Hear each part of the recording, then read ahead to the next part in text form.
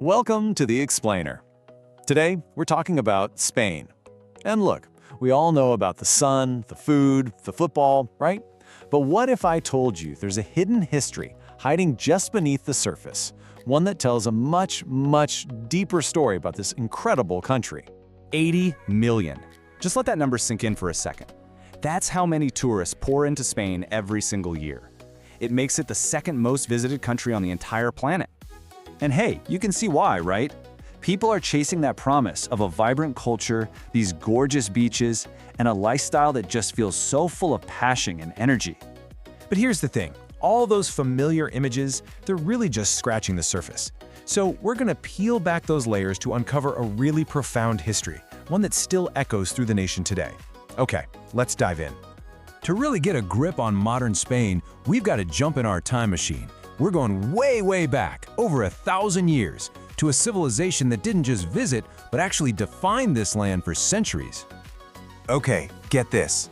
For nearly 800 years, a huge chunk of the Iberian Peninsula was known as Al-Andalus, a thriving, advanced civilization under Muslim leadership. Just look at that timeline. We're talking 711 all the way to 1492. This wasn't some brief chapter. This was an entire era that fundamentally shaped everything.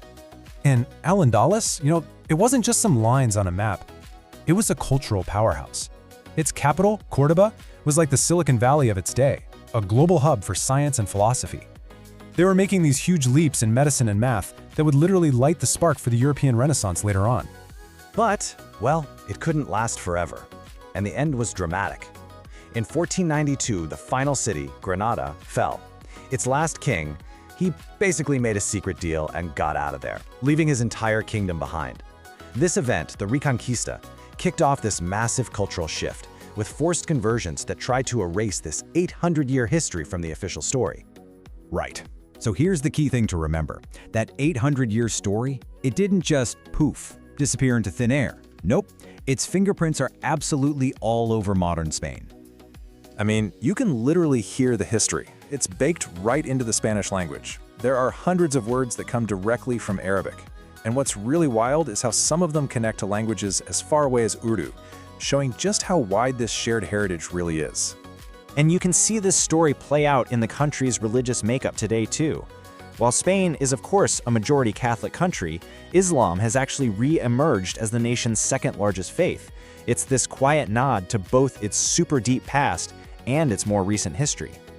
Okay, but this isn't just stuff you read about in a dusty old book. No way. This is history you can actually go and walk right through. A trip to Spain today is like a journey through these incredible layers of time. Think about this for a second. Everybody knows Barcelona's Sagrada Familia, right? It's been under construction for over 140 years, and we think of that as this epic, long-term project. But 140 years? Honestly, that's nothing compared to what you find down south. In Andalusia, the old heartland of Al-Andalus, you can walk through buildings that have been standing for over a millennium. Yeah, these places tell a story that's way, way older. If you really want to dive in, you've got to tour Andalusia.